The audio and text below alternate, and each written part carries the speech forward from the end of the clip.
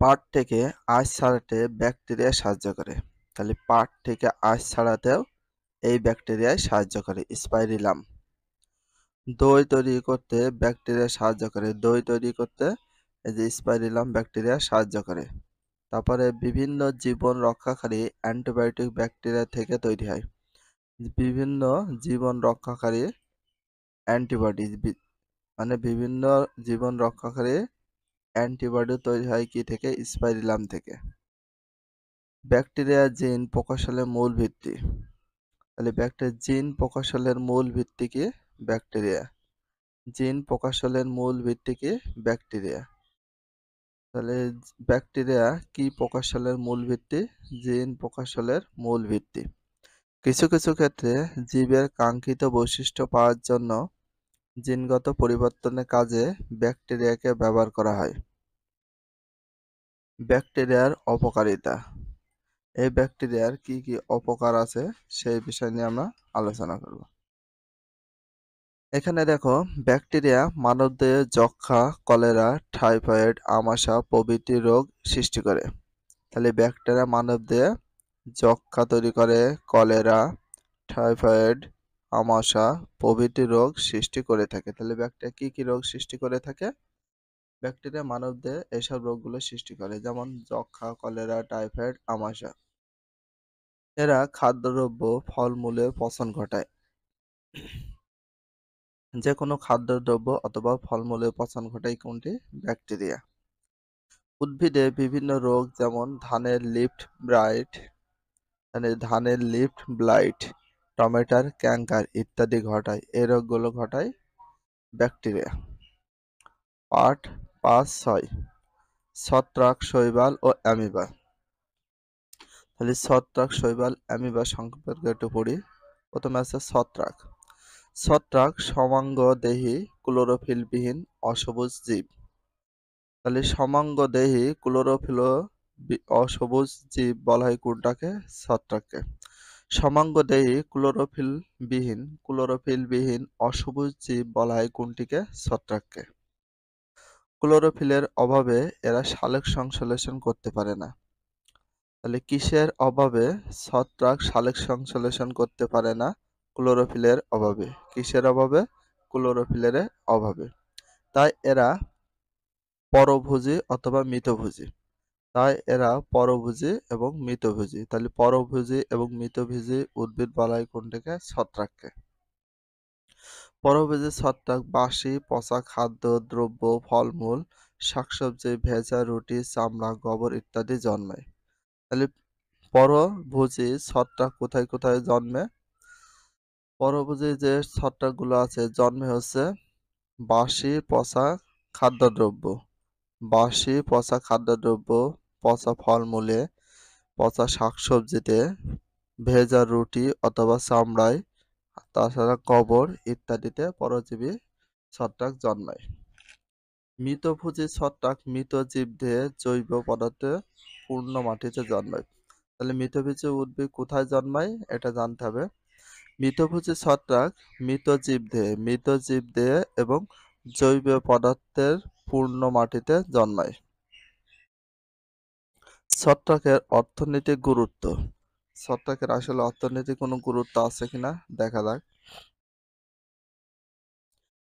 Penicillin সহ বহু মূল্যবান ওষুধ ছত্রাক থেকে পাওয়া যায়। তাহলে বহু মূল্যবান ওষুধ ছত্রাক থেকে পাওয়া যায়। কি ধরনের ওষুধ? পেনিসিলিন সহ বিভিন্ন মূল্যবান ওষুধ ছত্রাক থেকে পাওয়া যায়। তাহলে পেনিসিলিন সহ মূল্যবান কি পাওয়া যায়? ছত্রাক থেকে ওষুধ পাওয়া যায়, অনেক মূল্যবান ওষুধও পাওয়া যায়। ছত্রাক থেকে কি পাওয়া যায়? অর্থনৈতিক দিক থেকে মূল্যবান ওষুধও পাওয়া যায়। কি ওষুধ সহ? পেনিসিলিন ওষুধ সহ। পাউরুটিতে তৈরিতে ইস্ট নামক ছত্রাক ব্যবহার করা হয়। তাহলে পাউরুটি তৈরিতে কি ব্যবহার করা হয়? ছত্রাক ব্যবহার করা হয়। তাহলে পাউরুটি তৈরিতে কি ছত্রাক ব্যবহার করা হয়? ইস্ট নামক ছত্রাক ব্যবহার করা হয়। এটা very very important. East vitamin সমৃদ্ধ বলে একে ট্যাবলেট হিসেবেও ব্যবহার করা হয়েছে। ইস্ট ভিটামিন সমৃদ্ধ বলে একে ট্যাবলেট হিসেবেও ব্যবহার করেছে। ইস্ট কি সমৃদ্ধ? ভিটামিন সমৃদ্ধ। ইস্ট কি সমৃদ্ধ? ভিটামিন সমৃদ্ধ বলে এটা ট্যাবলেট হিসেবে মানুষ ব্যবহার করছে। অ্যাগারিকাস নামক এক ধরনের মাশরুম শৌখিন খাদ্য বলে বিবেচিত। অ্যাগারিকাস নামক এক ধরনের মাশরুম শৌখিন খাদ্য হিসাবে ব্যবহৃত। এক ধরনের মাশরুম কি নামে? অ্যাগারিকাস নামক এক ধরনের মাশরুম। তাহলে এক ধরনের মাশরুম শৌখিন খাদ্য বলে বিবেচিত। কি নামক মাশরুম? সেটা হচ্ছে অ্যাগারিকাস মাশরুম। অ্যাগারিকাস নামক মাশরুম শৌখিন খাদ্য হিসাবে পরিচিত। এটা ভেরি ইম্পর্টেন্ট। বর্তমানে আমাদের দেশ সহ বহু দেশে এর চাষ করা হয়। আবর্জনা পচিয়ে মাটিতে মেশাতেও ছত্রাকের ভূমিকা রয়েছে। মানুষ, জীবজন্তু, উদ্ভিদে বহু রোগের জন্য দায়ী এই ছত্রাক। তাহলে মানুষের, জীবজন্তু, উদ্ভিদে বহু রোগের জন্য দায়ী কোন ছত্রাক? অ্যাগারিকাস ছত্রাক। দা, সুলি বা সোলম মানুষের শ্বাসনালীর প্রদাহ ছত্রাকের সংক্রমণে হয়ে থাকে। দাঁত, তারপর সলি অথবা মানুষের শ্বাসনালীর প্রদাহ ছত্রাকের সংক্রমণে হয়ে থাকে।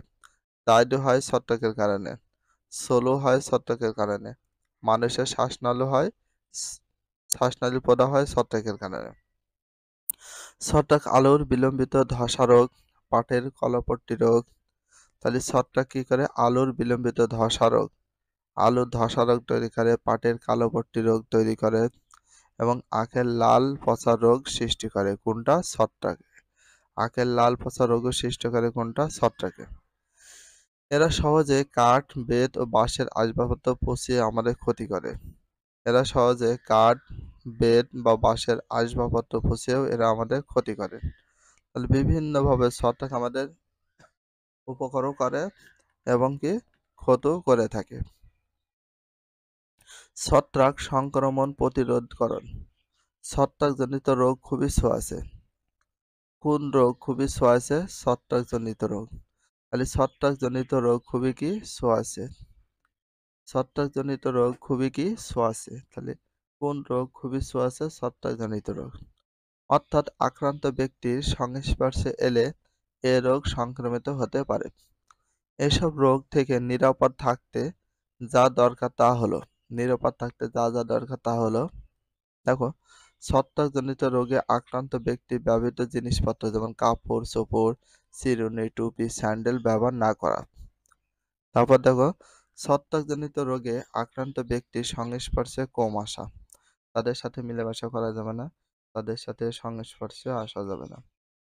ছত্রাক আক্রান্ত উদ্ভিদে ওষুধ ছিটানো বা উদ্ভিদ তুলে পুড়িয়ে ফেলা। শৈবাল। আমরা এতক্ষণ পড়লাম ছত্রাক, বাট এবার আমরা পড়ব শৈবাল। সমাঙ্গ বর্গের ক্লোরোফিলযুক্ত ও স্বভোজী উদ্ভিদরাই শৈবাল।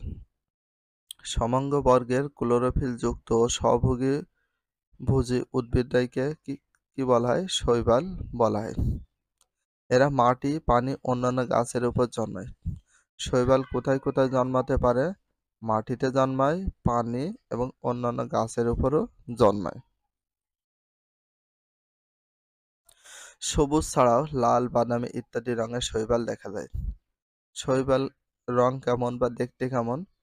সবুজ, লাল এবং বাদামি রঙের শৈবালও দেখা যায়। স্পাইরোগাইরা নামক শৈবাল বেশিরভাগ জলাশয়ে পাওয়া যায়।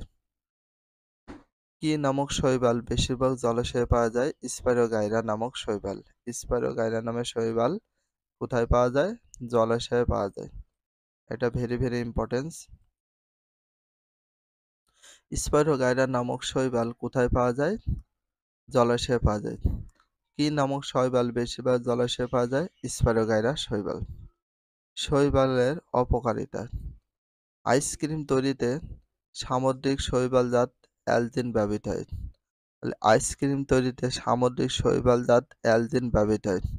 সামুদ্রিক শৈবালজাত অ্যালজিন ব্যবহার হয় কোথায়? আইসক্রিম তৈরিতে। কি তৈরিতে? আইসক্রিম তৈরিতে। সামুদ্রিক শৈবালজাত অ্যালজিন ব্যবহৃত হয় কি তৈরিতে? আইসক্রিম তৈরিতে। সামুদ্রিক শৈবালজাত অ্যালজিন ব্যবহৃত হয় কি তৈরিতে? আইসক্রিম তৈরিতে। এটা ভেরি ইম্পর্টেন্ট। সামুদ্রিক শৈবাল আয়োডিন, পটাশিয়াম একটি ভালো উৎস। তাহলে সামুদ্রিক শৈবাল আয়োডিন যুক্ত আছে এবং পটাশিয়ামের একটা ভালো উৎস। আয়োডিন এবং পটাশিয়ামের একটা ভালো উৎস কোনটা? সামুদ্রিক শৈবাল। আয়োডিন ও পটাশিয়ামের একটি ভালো উৎস বলা হয় কোনটিকে? সামুদ্রিক শৈবালকে। আবার সামুদ্রিক শৈবাল ভালো উৎস কিসের? আয়োডিন এবং পটাশিয়ামের। মৎস্য চাষে শৈবাল খাদ্য হিসাবে ব্যবহৃত হয়। তাহলে শৈবাল কি হিসাবে ব্যবহৃত হয়? খাদ্য হিসাবে ব্যবহৃত হয়। কিসে? মৎস্য চাষে। শৈবাল খাদ্য হিসেবে ব্যবহৃত হয় কিসের খাদ্যে? মৎস্য চাষে। মৎস্যের খাদ্য হিসাবে মানে মাছের খাদ্য হিসাবে শৈবাল ব্যবহৃত হয়ে থাকে। ভিডিওটি এখানে শেষ করছি। যদি ভিডিওটি ভালো লাগে চ্যানেলে সাবস্ক্রাইব দিতে হলে ফলো করে দিও, তার সাথে একটা লাইক এবং একটা কমেন্ট করে দিও। নেক্সট ভিডিও পাওয়ার জন্য অবশ্যই বেল আইকনটা অল করে রাখো, যাতে নিউ ভিডিও আপলোডের সাথে সাথে সর্বপ্রথম তোমাদের কাছে নোটিফিকেশনটা পৌঁছে যায়। If you love this video please subscribe my channel, like, comment, share, hit the bell icon for getting next video. So everyone take care, love you, আল্লাহ হাফেজ, বাই বাই।